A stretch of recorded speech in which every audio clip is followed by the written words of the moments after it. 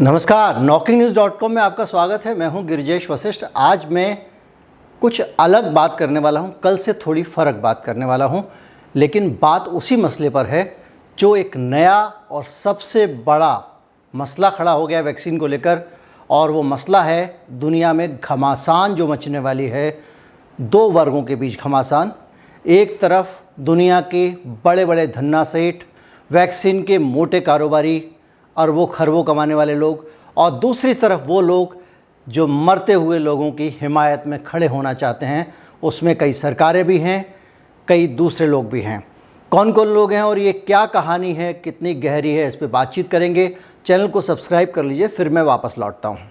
नमस्कार, मैं हूँ गिरिजेश वशिष्ठ। कि सरकार अगर चाहे तो कल 30 से 35 रुपये पेट्रोल का दाम कम हो सकता है। जुड़े हैं, कम लोग जुड़े हैं, होगा।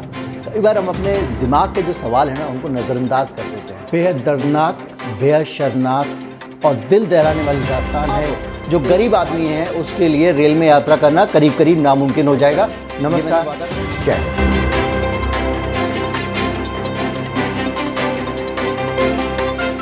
बातचीत को शुरू करने से पहले मैं आपको ये आंकड़ा दिखाना चाहता हूँ। बिल गेट का कहना है कि 200 बिलियन डॉलर वो वैक्सीन की कमाई से छापने वाले हैं। 200 बिलियन डॉलर का मतलब होता है 20,000 करोड़ डॉलर। 20,000 करोड़ डॉलर का मतलब भारतीय रकम में होता है करीब 14 अरब 645 रुपए। आप सोचिए, जब इतनी बड़ी मोटी रकम शामिल जिस चीज़ में होगी, उसमें वो ये रकम कोई क्यों छोड़ना चाहेगा। छोड़ने की बात मैं इसलिए कह रहा हूँ क्योंकि बहुत बड़ा देश अमेरिका अब भारत के समर्थन में खड़ा हो गया है और एक बड़ी बहस खड़ी हो गई है इस बात को लेकर कि ये जो कमाई है बिल गेट की, क्या ये कम होगी या नहीं होगी। बहस का विषय है वैक्सीन का पेटेंट। मैंने कल एक वीडियो बनाया था और उसमें आपको बताया था कि किस तरह भारत में 50 रुपये में भी वैक्सीन मिल सकती है। और ये मेरा अनुमान नहीं था, पूरी दुनिया में बहुत सारे बड़े लोग, जिसमें कई सरकारें शामिल हैं, भारत की सरकार भी शामिल है, जिसमें दक्षिण अफ्रीका की सरकार भी शामिल है, और अब अमेरिका ने भी जिसका साथ दिया है, वो ये चाहते हैं कि वैक्सीन के ऊपर से पेटेंट हटा लिया जाए। पेटेंट हटाने का मतलब क्या होता है? जैसे हमारे भारत में जन औषधि है, उसमें जो जेनरिक दवाएं बिकती हैं, वही दवा पेटेंट वाले में 500 रुपये का पत्ता मिलता है, जेनरिक वाले में 20 या 30 रुपये का पत्ता मिलता है। उसकी वजह यह है कि उन दवाओं को आराम से बनाने की अनुमति दे दी गई है और उनके ऊपर कोई दवा खोजने वाली कंपनी रॉयल्टी नहीं वसूलती है। अब जो बड़ा बहस इस पर खड़ी हुई है, उसमें दो पक्ष हैं। एक तरफ है जो इसके पक्ष में है रॉयल्टी के, दूसरा है जो इसके पक्ष में नहीं है। बिल गेट खुलकर इस बात की वकालत कर रहे हैं कि किसी भी तरीके से दवाओं से रॉयल्टी नहीं हटनी चाहिए। बिल गेट का पक्ष में बाद में बताऊंगा। उनका अधिकार कम से कम इस वीडियो पे उन लोगों से ज़्यादा है जो वैक्सीन को मानने वाले लोग हैं, जिनका कहना है कि वैक्सीन जो है उसको सबको लगना चाहिए। वो इस बात से बहुत ज़्यादा चिंतित हैं कि अफ्रीका और दूसरे गरीब देश जो हैं, उनके अंदर आम लोगों को कोई वैक्सीन नहीं मिल रही है। नॉकिंग न्यूज़ वाले मेरे चैनल में मैंने पूरा एक वीडियो बनाया था और उसमें मैंने बताया था कि किस तरह से अमीर देशों में अंधाधुंध वैक्सीन उपलब्ध है और जो जितना गरीब देश है उसमें उतनी कम वैक्सीन मिल रही है। कुछ कुछ देशों में 1% के आसपास वैक्सीन उपलब्ध है। वैक्सीन लोगों को मिल ही नहीं रही है। नहीं मिलने की एक बहुत बड़ी वजह यह है कि वैक्सीन अब दवा नहीं रह गई है। वैक्सीन एक कमोडिटी बन गई है, एक माल छापने और कमाई करने का एक बहुत बड़ा ज़रिया बन गई है। दुनिया के सारे बड़े बड़े लोग इससे कमाई कर लेना चाहते हैं, बड़े बड़े उद्योगपति। 18वीं शताब्दी में कार्ल मार्क्स ने एक बहुत बड़ा दर्शन दिया था, द्वंद्वात्मक भौतिकवाद का दर्शन। उन्होंने कहा था कि दुनिया में दो पक्ष होंगे, एक पक्ष के बाद धीरे धीरे करके सारे संसाधन चले जाएंगे और दूसरा पक्ष होगा जिसके पास कुछ नहीं होगा, खोने के लिए भी कुछ नहीं होगा। और आज हम वो स्थिति देख रहे हैं। दुनिया के ज़्यादातर देशों में लोगों के पास कुछ भी नहीं है और दूसरी तरफ अरबों खरबों कमाने की उम्मीद लगाए बैठे बिल गेट हैं। ये बिल गेट का आंकड़ा मैं अपने पास से नहीं दे रहा हूँ, मैंने क्लिप लगा दिया, आप देख लीजिएगा। ये जो कुछ बयान दे रहा हूँ ये उन्हीं के अपने दिए हुए बयान हैं। उन्हीं ने अपने वीडियो संदेश में बिल गेट ने आंकड़ा बताया था, ये मेरा आंकड़ा नहीं है। अब मसला ये है कि उन गरीब लोगों का क्या होगा।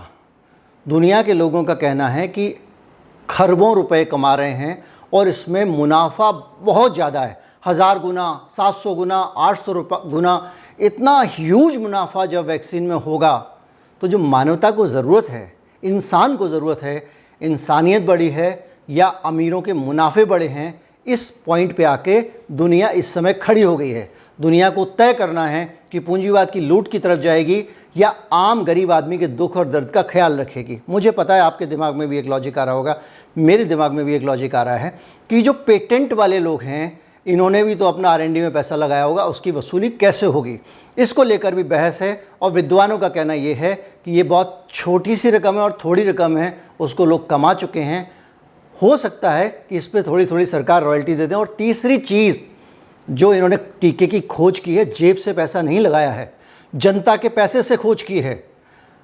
ऑक्सफोर्ड एस्ट्राजेनेका का जो कोविशील्ड टीका भारत में बन रहा है उसका रिसर्च यूके और यूरोपियन यूनियन के सरकार के पैसे से हुआ है, ना कि किसी उद्योगपति के पैसे से हुआ है। इसलिए ये कहना कि उन्होंने बहुत पैसा लगाया है ये भी एक अतिशयोक्ति है। उनके पैसे लगे हैं, उनके प्रयास लगे हैं, उन्होंने ऑर्गेनाइज़ किया है, लेकिन उसकी वो कितनी कीमत लेंगे ये बड़ा सवाल होगा।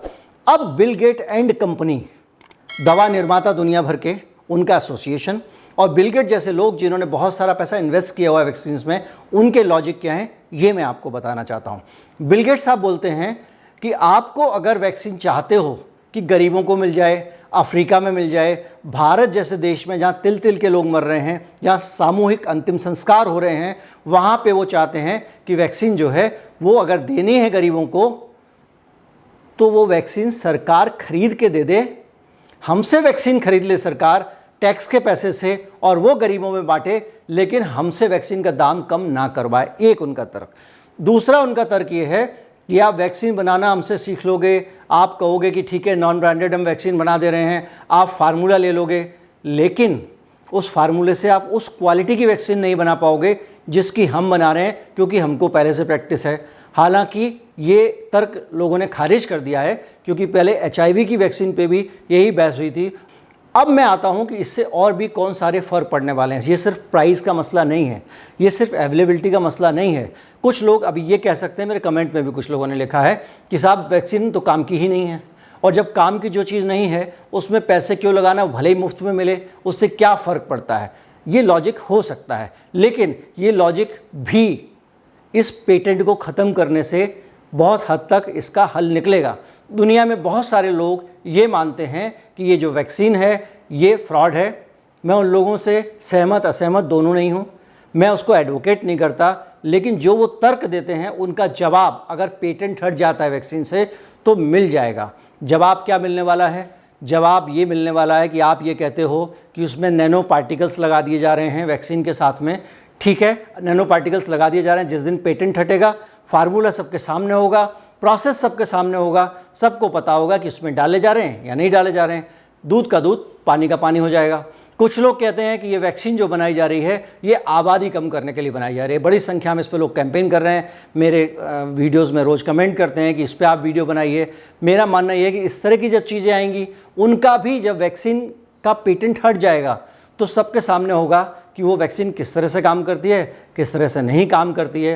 कुछ लोग कहते हैं कि ये लोगों को मार डालने का षड्यंत्र है, वैक्सीन लगवा के साल 2 साल के अंदर जो जो लगवाएगा सब मर जाएंगे। ऐसा भय फैलाने वाले जो लोग हैं उनको भी जवाब मिल जाएगा, क्योंकि ये वैक्सीन जो है जब फार्मूला सबके सामने होगा, वैक्सीन में क्या डल रहा है क्या नहीं डल रहा है कोई भी बना सकेगा, तो ये समस्या ख़त्म हो जाएगी।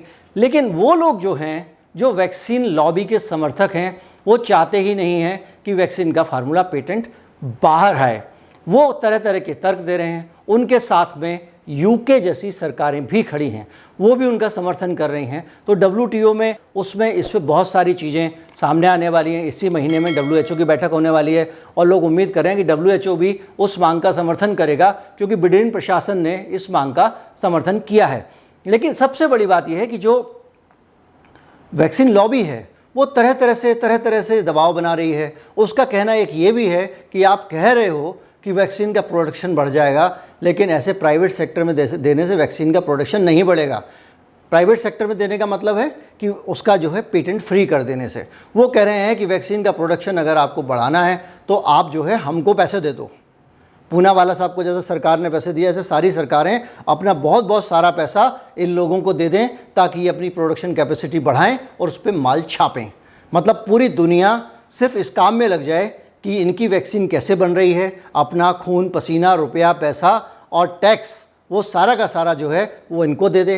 वेलफेयर छोड़े, शिक्षा छोड़े, स्वास्थ्य छोड़े, मकान छोड़े, गरीबों का कल्याण छोड़े, नरेगा मनरेगा छोड़े और इनका पेट भरे ताकि ये वैक्सीन लगा के बेच सकें। मेरी ओपिनियन ये है, मेरी ओपिनियन कि ये इनको कतई नहीं दिया जाना चाहिए। दूसरा लॉजिक इनका ये है कि उससे इसलिए नहीं बढ़ जाएगी क्योंकि इतनी सारा वैक्सीन जो है थोड़ी प्रोड्यूस होनी शुरू हो जाएगी। वो लोग नए नए लोग बनाएंगे, उनको आता नहीं है वगैरह वगैरह, वो कुछ भी बहुत टाइम लगेगा, प्लांट लगाएंगे, वो तो नए सिरे से सीखेंगे, हम तो पहले से बनाते आ रहे हैं। ऐसी बहुत सारे लॉजिक्स जो हैं वो उनकी तरफ से आ रहे हैं। इस पूरे माहौल के बीच में अब आपको ये समझने की ज़रूरत है कि ये जो वैक्सीन है इसको लेके किस तरह का हर तरफ कारोबार चल रहा है। वैक्सीन बिजनेस बन के रह गई है।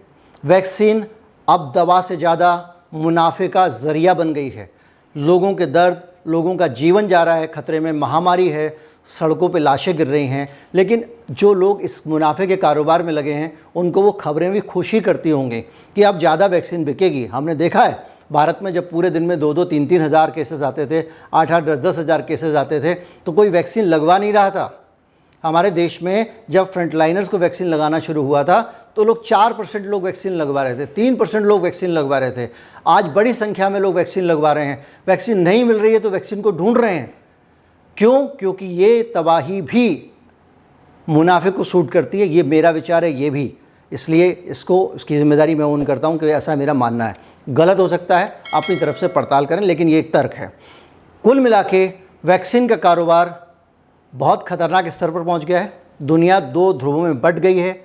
एक तरफ आम लोगों का जीवन, लोगों के प्राण, ह्यूमैनिटी, इंसानियत और उसके पक्षधर लोग हैं। दूसरी तरफ बाज़ार, मुनाफा और कारोबार के पक्षधर लोग हैं। एक तरफ पूंजीवाद खड़ा हुआ है, दूसरी तरफ समाजवाद खड़ा हुआ है, लोक कल्याण खड़ा हुआ है, वेलफेयर स्टेट खड़ी हुई है। भारत को सलाम है कि उसने वैक्सीन का बहुत बड़ा मसला उठाया और उसने पेटेंट फ्री करने की मांग की पिछले साल अक्टूबर में। दक्षिण अफ्रीका को भी सलाम है, उसने ये मांग की।